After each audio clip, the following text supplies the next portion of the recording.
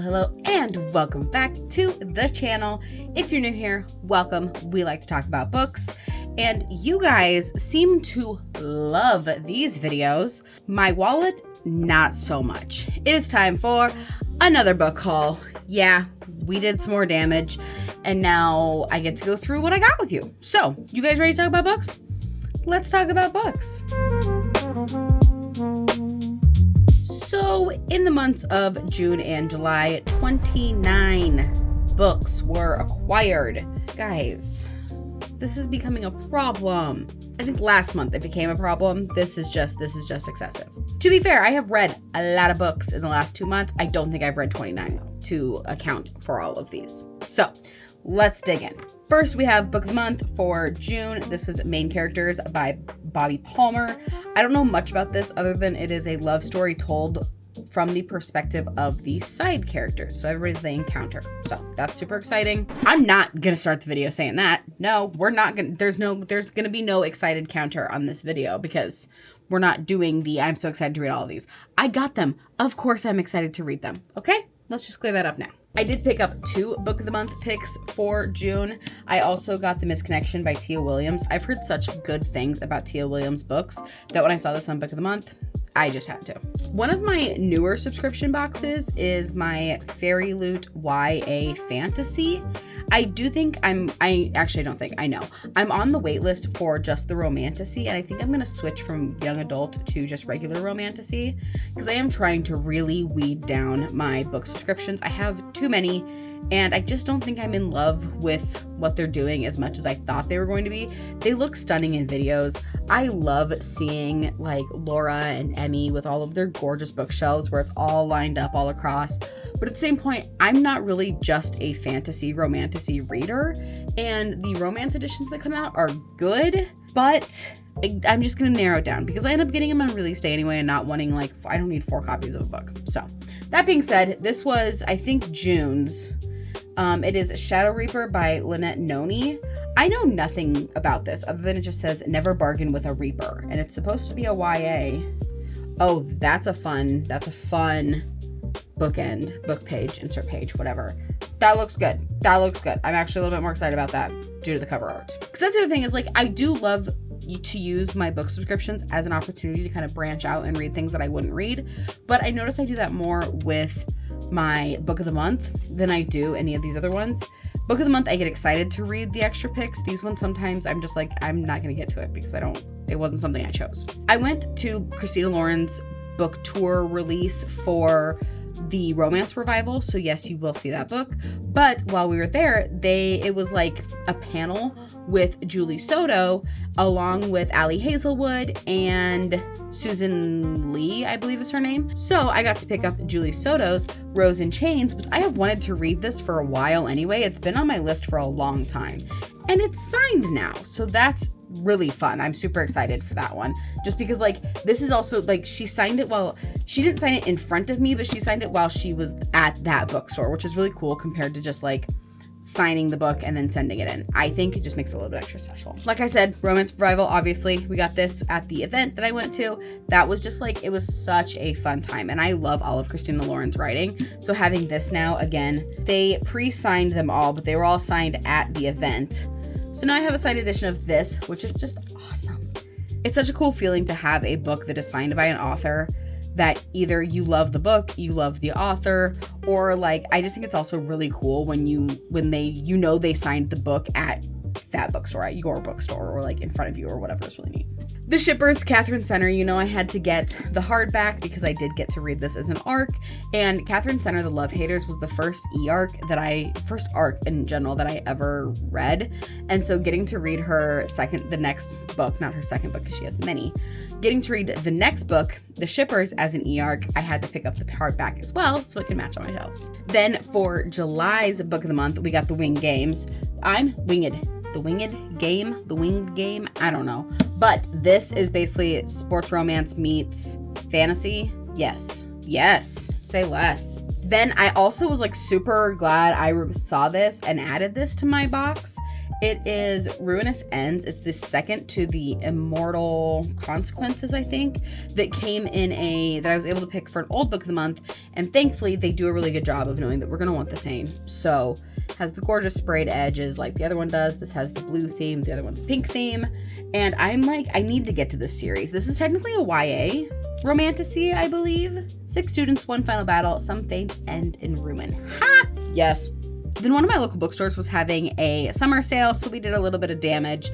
I picked up One and Only by Marine Gu. I have heard such wonderful things about this, and I think it's technically classified as contemporary, which is a genre that I am trying to kind of branch out and read a little bit more of. When I've had like enough romance, but I don't really want to pick up a fantasy, this feels like a good kind of third option. And another add-on that I added to a book of the month box was Phoebe Berman's Gonna Lose It. I have already read this, absolutely loved it. This was such a cute, wonderful, fantastic book. It was everything that everybody has been raving about, and in my opinion, even more. So that was a really fun addition to one of my book of the month. And I like that I already read it because then it can just go right onto the shelves, and we're not adding a book of the month book to the TBR. In July, we went up to Minnesota to see my husband's family and went to 3 super cute indie bookstores, which is part of where a lot of this damage came from. So one of the ones we went to was Majors and Quinn, and I picked up Allie Hazelwood's Love Theoretically. I realized I had a little bit more of her backstock to actually pick up than I thought I did. Now I need to go back and check if I've read any of these on like my Kindle forever ago, but I wanted to make sure I had them in the paperbacks as well. So we got Love Theoretically, and we also got Love on the Brain. So I will have all 3 of these. Now granted, these 2 will be the paperbacks, and then I do have the special edition for the Love Hypothesis, but that's totally fine because I just get a feeling that Love Hypothesis is going to be my favorite out of the 3 regardless. And with the movie coming up, I'm totally fine. But I got both of these at Majors and Quinn on sale. Heck yeah. One of the other bookstores we went to while we were in Minnesota was called Inkwell, and I picked up Sword Heart by T. Kingfisher.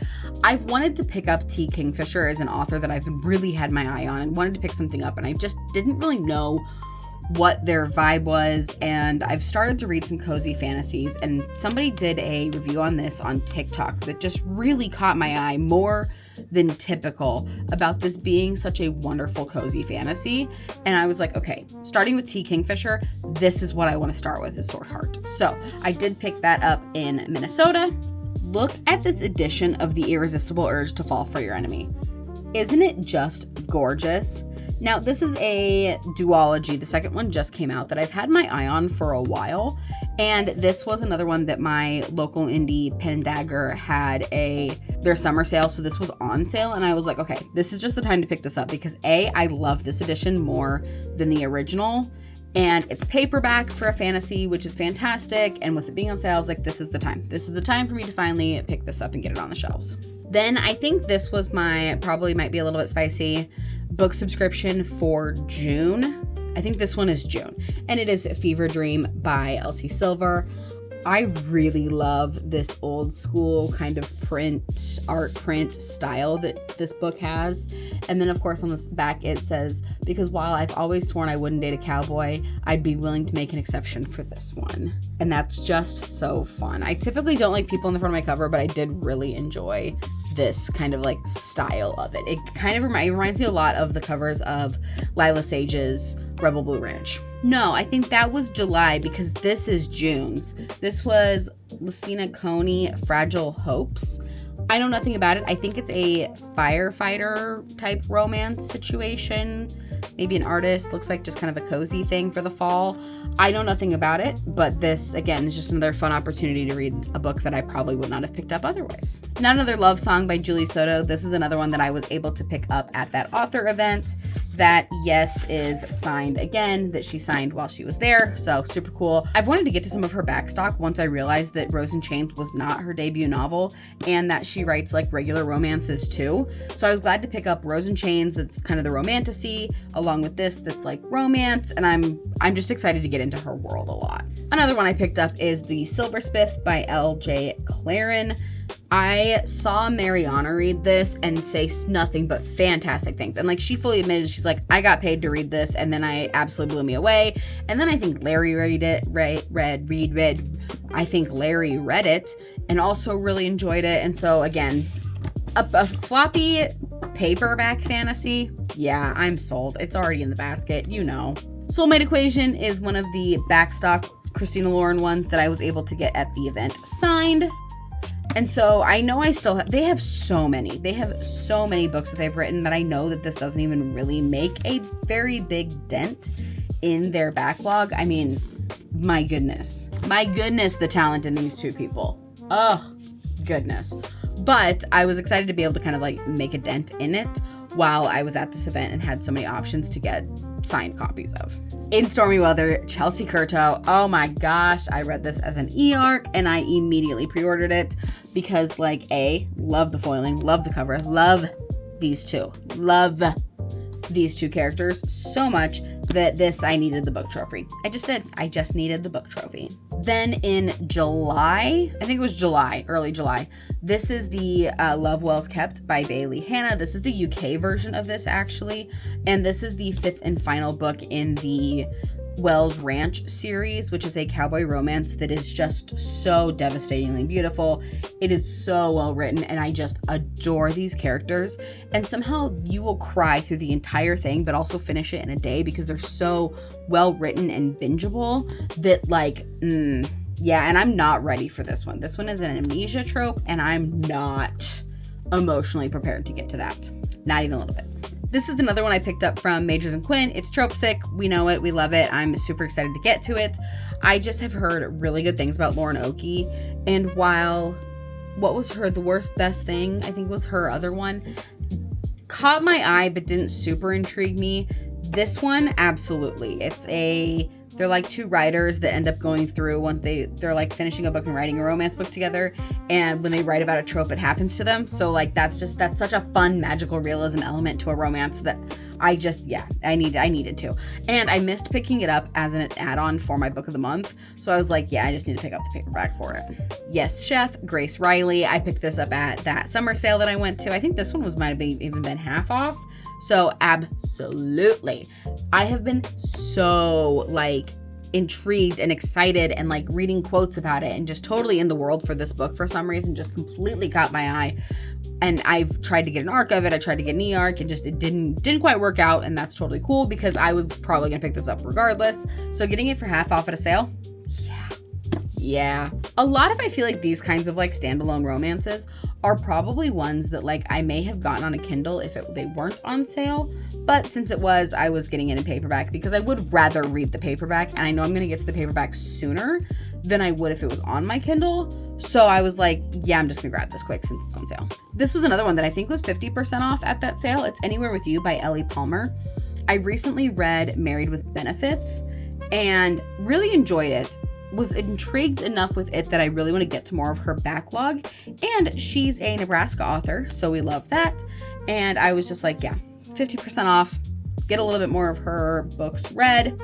Absolutely. Extracurricular, that's a hard word to say, was the last one that I picked up at the summer sale by Rachel Lynn Solomon. I should know who does this artwork. Brittany Keller, and she does some of my favorite books as artwork, so like that kind of is actually what grabbed me for this more than typically would for other things. I just love this art style so much. And look at like the fun sprayed edges. This is I think there's a bit of an age gap, but it's a rock star and professor. And that sounds like such a fun dynamic that I haven't really read anything like before. So I was like, okay, it's on sale. I love the artist that does the covers like this cover art. And I was like, okay, it's gonna, yeah, we're getting it on the shelves. Then the third and final bookstore that we went to in Minnesota was called Tropes and Trifles. And I picked up a book souvenir, book trophy of Dolly All the Time by Annabelle Monaghan. I read the e-arc of this and I love Dolly so much. This was such a fun read. This was my actually first book by her, and I am just going to now go devour her backlog because this was such a fun time. Dolly and Stuart are such a fun dynamic, and this was such a bingeable book, and her dialogue and her banter was just incredible in here. So yeah, I did need the book trophy. I also picked up the mashup while I was at Tropes and Trifles. So actually I'm not even like, I think I may have already gotten rid of it or whatever. I actually picked it up at Majors and Quinn too. Same book. Apparently it was really on my mind, so I'm gonna have to read it soon. But this is by Laura Marie Myers, and it is like supposed to be the girl's game of MASH comes to life and its brother's best friend, and that just sounds so 13 going on 30s coded. And there's like a tie-dye Jeep, and it's in a Technicolor mansion. Like, yes, I'm so glad between this and like Phoebe Berman.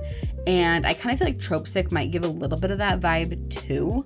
But I just feel like there are so many good romances right now that really give us that like 90s, early 2000s rom-com nostalgia that I am just eating up. Give me all of them. Oh, I can't get enough. I cannot get enough of those, like, just that 90s, 2000 nostalgia in a book. It's fantastic. And last but not least, from Tropes and Trifles, I picked up West of Forever by Corinne Michaels. You know we love a cowboy romance in this household. We love a cowboy romance. I saw the PR packages for this going around, and it had either one of the main characters on them. So you either got the guy or the girl. And everybody that was talking about it was like, yeah, this is the next cowboy romance to get to. And I was like, yeah, you had me at cowboy romance. So we grabbed that. And last but not least, my fairy loot for July, still the YA, because obviously that hasn't like switched. I haven't like actually, I'm just on the wait list for the regular one. So this is the YA fantasy, and it is The River She Became by Emily Varga. And like, oh, look at these sprayed edges. That's the thing about the Fairy Loot editions, is it's just like the sprayed edges of these are so stunning that I don't care that I don't necessarily love the characters on the cover. I don't necessarily care. I don't even know what this is about. That's the thing is with the YA fantasy, I feel like I had never really heard of them or the authors before. So I think we're gonna do a video where I like read through my YA fantasy and just see how they played, how they read. I feel like YA fantasy is a lot probably more up my alley than like a high fantasy or something like that. So it would be really interesting to see what these were all about. Okay, I definitely rapid fired through all of those. So if you want to know more about one of them, just drop me a comment down below and I'll tell you what I know. Obviously, most of these I haven't gotten to yet, so be on the lookout on the other socials for all of those. Books, reviews, you know, this, that, and the other thing for all of it. And as always, thank you so much for watching this video. It means so much to me that you guys support my channel like you could do. And if you're new here and liked what you saw, make sure you subscribe down below, leave a little comment, do all the little things, click the buttons, click the bell so you don't miss a video. If you don't know what to comment a stack of books. Actually, no, put the little money with the wings flying away, because that's what this did. Again, wallet crying. Thank you so much for watching, and I will see all of you guys in the next one. Bye.